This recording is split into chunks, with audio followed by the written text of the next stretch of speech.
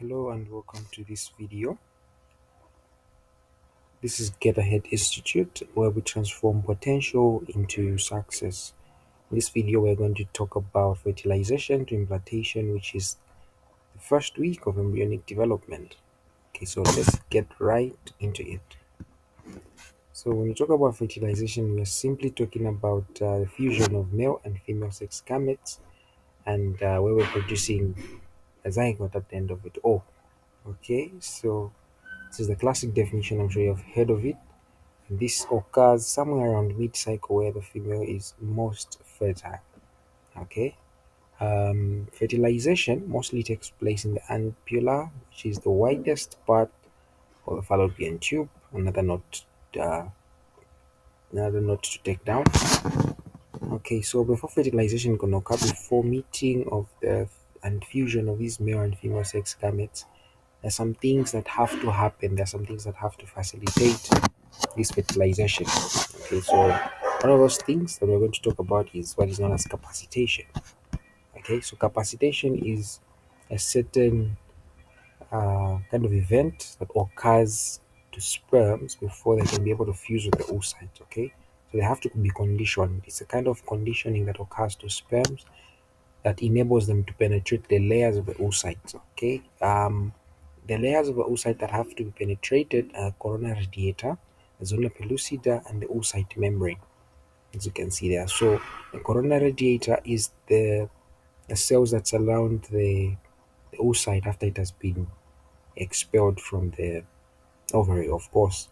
Okay, that ball of cells that was known as the cumulus ophorus when it was still in the Graafian follicle are what are known as the corona radiata after they have been expelled out of the ovary. Okay. So another layer is what is known as the zona pellucida. This is the glycoprotein coat that is secreted by the oocyte membrane and the radiator cells as well, when they are still known as the follicular cells or the granulosa cells in the follicles. So the oocyte membrane is simply the cell membrane of the oocyte. So sperm cannot penetrate these layers if they have not been capacitated. So the process of capacitation itself is a process that occurs when the sperm interacts with the uterine mucosa. Okay, so much of it occurs in the uterine tube, the part of the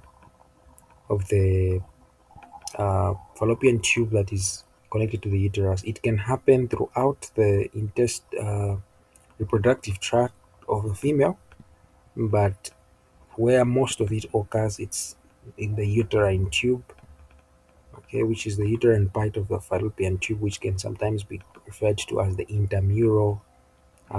the intramural part of the fallopian tube, of the uterine tube. Okay, so uh, this occurs when the sperm interacts with the uterine mucosa. What we mean is that the sperm is going to more of rub into the uterine mucosa. They're going to interact. They're going to be interactions with that mucosa, which is the lining, the epithelial lining in the uterine mucosa. So a glycoprotein coat is removed from the acrosome, okay, of the plasma membrane of the sperm. What this does is that it exposes the acrosome to be able to penetrate the oocyte membrane and the zona pellucida there, so that the acrosome reaction can occur, as we will see later. So it exposes the acrosome, which has acrosome enzyme, acrosomal enzyme, so it makes it accessible, so to say. Alright, so this process is going to last 7 hours approximately. 7 hours. So another point to just take note of. It's going to last 7 hours. Okay, moving on. We have what is known as the acrosome reaction and fertilization stages. So the acrosome reaction is the reaction induced by the zona proteins. As these zona proteins, you can find them as ZP1, ZP2, and ZP3. This acrosome reaction occurs after the sperm binds to the zona pellucida. So after capacitation has occurred, the sperm is now able to cross the first layer, which we had said, which is the corona radiata, as you can see there. coronary. After the sperm has been able to penetrate the coronary radiator cells, it's going to meet the zona pellucida. So after meeting with this zona pellucida, you are going to find that the acrosome reaction takes place. Okay, so the acrosome reaction is where uh, release of acrosomal enzymes or acrosin happens, and then this helps the sperm to penetrate the zona pellucida. So the release of acrosomal enzymes is is more like the hallmark of the acrosome reaction. These acrosomal enzymes or acrosin are there to help penetrate the zona pellucida itself. So you have to be able to penetrate it by producing some sort of lytic enzymes that are going to allow passage of of the sperm into the oocyte so that it can reach the oocyte membrane, then eventually they can fuse. Okay, so after that happens, you have you can term fertilization like it has three set stages. Okay, you can say that fertilization has three stages where you have penetration of the zona corona radiator first, like we had said, then penetration of the zona pellucida, and then fusion of the gametes. Okay, so at least where we are right now, we have penetrated the corona radiator, and then after the sperm meets the zona pellucida, we have the acrosome reaction happening there. Okay, so after the acrosome reaction has happened, rather, it's going to cause fusion of the gametes. Rather, the sperm is going to go inside, and fusion of the gametes is going to occur, as we are going to see as we progress. All right, so when you talk of fertilization itself, this is more like a diagrammatic representation of what it says. So these are the coronary radiator cells that I was talking about that are simply surrounding the oocyte in that manner. And then once the sperm approaches uh, this oocyte, remember that it is paused in prophase 1. Okay, prophase 1, um, that's the primary oocyte, by the way, sorry. But the oocyte, once it reaches this end before fertilization, it is paused in metaphase 2. So in metaphase 2, you have the formation of the mitotic spindles, and then second maturation division is supposed to occur. So what we mean is that the oocyte at this point is paused in metaphase 2, the second arrest that occurs in an oocyte. Okay, so this second arrest occurs in waiting for fertilization. After fertilization occurs, you're going to have um, resumption of this second meiotic division. Okay, so once the sperm enters, as you can see in this picture, where you have the second maturation division has occurred after the sperm has penetrated, and then you have polar bodies there being formed due to completion of the second meiotic division. Okay, so after fertilization, the second meiotic division is complete. Then you have formation of what are known as male and female pronuclei. Okay, these are simply the nucleus of the male and the female gametes. They're going to arrange themselves in a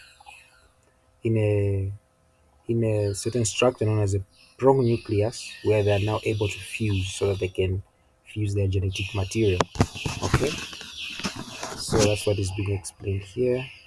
And then after that, you have fusion of these male and female pronuclei, and then at D here, you're going to have your first mitotic division, since you have now created what is known as a zygote. You have created the combination of these gametes. You're now going to have what is known as your your your fertilized oocyte, or your fertilized your zygote, so to say. So after the zygote has been produced, in that sense, you're going to have a series of mitotic divisions. Okay, so chromosome number has been returned. Chromosome number has been returned to diploid, and then you're going to have mitotic divisions, which are non-reductive divisions, and then cleavage is going to ensue as well. So as you can see here, we are dividing, cells are dividing in this manner. Then after they divide, we are going to have various stages, as we're going to see as we're moving on in this video. Okay, so one other thing to take note of as fertilization is going to into place is what is known as the zona reaction. Okay, so this zona reaction occurs just after the sperm binds to the oocyte membrane. Okay, so before these nuclei can fuse, before the sperm and the oocyte can fuse, you have what is known as the zona reaction. This reaction occurs after the sperm binds to the oocyte, and it involves the change in the permeability of the zona pellucida by release of cortical granules, okay, which contain lysosomal enzymes. So what we are simply saying in this statement, you have a number of words you have to take note of. We are changing the permeability of the zona pellucida and the oocyte membrane so that we prevent polyspermy. Okay, so once one sperm binds to the oocyte membrane, okay, so take note, the zona pellucida, or the zona reaction rather, occurs after the oocyte binds to the oocyte membrane, after the sperm binds to the oocyte membrane. Whereas when you talk of the acrosome reaction, it occurs after the sperm binds to the zona pellucida. So take note of those differences. Okay, so the zona reaction is really a change in the permeability of the zona pellucida, which allows cortical granules to be released. What cortical granules are going to do, they are going to change the permeability of the zona pellucida, and they're going to change this zona pellucida in the sense that it's not going to allow any other sperms to go into the oocyte membrane. So that's what we are saying, that it prevents polyspermy, which is um, fertilization by by um, more than one sperm. Okay. All right. So after the sperm and the oocyte have met, fertilization has occurred. We have results that we need to say that have happened. They are results of fertilization. Okay. So things to take note of that happen after fertilization are the resumption of a second meiotic division of the oocyte. What I mean is that that arrest that the oocyte was in, the second arrest is going to be removed, so to say. We're going to reactivate the oocyte, and then the second meiotic division is going to complete. So the second meiotic division of the oocyte completes after fertilization. Important fact to take note of. And then restoration of the diploid chromosome number after fertilization occurs, meeting of the two gametes, then their genetic material combines, and you have restocking, or rather restoration of the diploid chromosome number. And then thirdly, you're going to have determination of the sex of a new individual. This is quite obvious in the sense that as you have the sperm and the oocyte meeting, whether the sperm carried an X or a Y chromosome, you're going to have determination of the sex of a new individual. So if the sperm is carrying a Y, that means it's going to meet with the X of the oocyte, then you're going to have a genetic male. That is a genetic male there. Then if the sperm carried an X, that means it's going to meet with the X of the oocyte as well, then you're going to have a genetic female. All right. And the other thing that happens as well is number 4 there is initiation of cleavage. What is cleavage? We're talking about mitotic divisions that result into the increased number of cells known as blastomeres. Okay, so after the zygote has formed, fusion of male and female sex gametes has occurred, we need to start cell division so that we can multiply the number of cells so that they will eventually become various parts of cells that are in various parts of the body. Okay, so those cells, the first few cells are known as blastomeres. These blastomeres undergo compaction. Okay, they're going to undergo compaction where tight adhesions between the inner cell mass is going to occur. Okay, so what we mean is that while they are dividing, while they are still covered by the zona pellucida. Okay, zona pellucida, you're going to have just a loosely packed ball of cells, but then they have to undergo compaction, which is forming tight adhesions between the inner cell mass. The cells of the inner cell mass are going to be closely packed to each other. That's what we simply mean by compaction. Okay, and then moving on, this is simply a picture that is going to show you compacted and uncompacted blastomeres. Okay, so in A you have sorry, the label was misplaced. A was supposed to be uncompacted and B is supposed to be compacted. Okay, so please take note of that. So this was supposed to be B, and this was supposed to be A. So A, in here you have uncompacted, then B they have compacted. They have you can see the difference that they are now, they look more adhered to each other. That's the only difference that you're going to see there. Then we have what is known as the Morula stage, which after these divisions, the cell divisions, from first cell stage to, so the first division you're going to produce 2 cells, second division you're going to have 4 cells, then 8 cells, then 16 cells. Once you reach at 16 cell stage, that you're going to call it a modular stage. That modular stage has a distinct inner cell mass and outer cell mass. The inner cell mass that we had said that has undergone compaction, and then an outer cell mass as well. So the inner cell mass, we know, is going to form the embryo proper, which is the parts of the embryo that are going to become the human being. Then the outer cell mass, they're going to form the placenta, rather the placenta that is going to facilitate an exchange of nutrients and material from the mother to the fetus. Okay, and that is the modular stage. Take note. So we have blastomeres forming in this stage. Blastomeres forming from first cell stage, uh, 4 cell stage, 8 cell stage. When we have 16 cell stage, we call it the Morula stage. Then after the Morula stage, we have blastocyst formation. Okay, so formation of the blastocyst is simply saying that in the inner cell mass, the intercellular spaces between the inner cell mass accumulates fluid. So this fluid filled space is going to enlarge, and then it's going to become one cavity, which is going to be known as the blast ocule. Okay, the blast ocule is going to form, and then the embryo is now going to be called the blastocyst because of this blastocele cavity that has formed in the intercellular spaces of the inner cell mass. Okay, so the cells of the inner cell mass are now called the embryoblast, and then the cells of the outer cell mass are now called the trophoblast.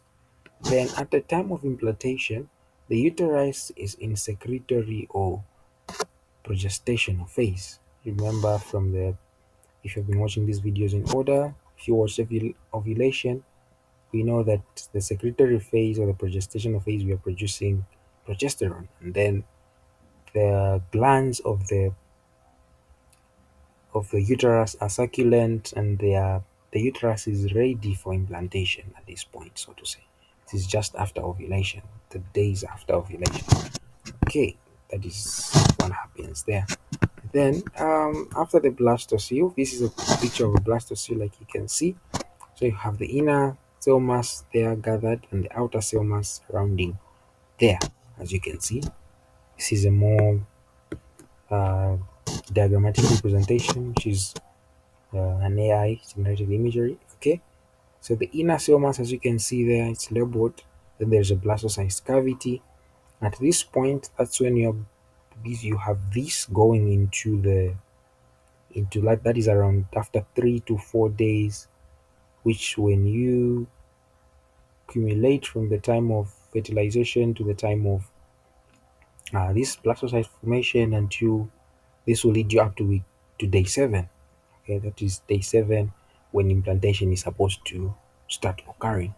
Okay, so at implantation you have a blastocyst. It is a blastocyst that will undergo implantation.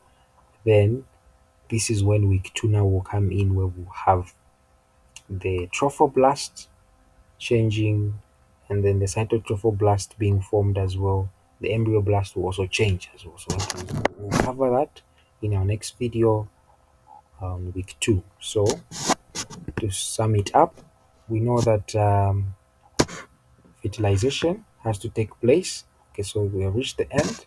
So to sum it up, we're going to say that for fertilization to take place, you need to have capacitation occurring that occurs in the uterine tube, conditioning the sperms to be able to penetrate the zona pellucida, the corona radiator, and the oocyte membrane.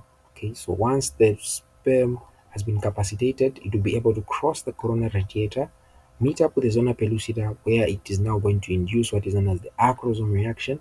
The acrosome reaction, which involves the releasing of acrosin, which enables the sperm to cross the zona pellucida. After it has crossed, it is going to reach the oocyte membrane. After it has reached the oocyte membrane, it is going to cause another reaction, which is known as the zona reaction. A zona reaction, very important reaction that is going to change the permeability of the oocyte, the zona pellucida, and the oocyte membrane to prevent polyspermy. So after that sperm has now bound, one sperm has bound, the oocyte membrane and the sperm membrane rather, they're going to meet, going to form a zygote, and then they're going to divide. Cleavage is going to occur. So we're going to have resumption of second meiotic division as a result of fertilization. Um, After they meet, we're going to have resumption of second meiotic division in the oocyte. It's going to complete. Polar bodies are going to be formed, and then pronuclei structures that are going to eventually meet up and combine their DNA from the male and the female. They're going to be formed as well. Then fertilization occurs. Then we have the results of fertilization, which are going to be formation of we have determining the sex of the embryo of a new individual rather, and such stuff. Then after initiation of cleavage has occurred, which is mitotic divisions. So in cleavage, you're going to have mitotic divisions, not meiotic divisions. We are done with meiotic divisions at this point.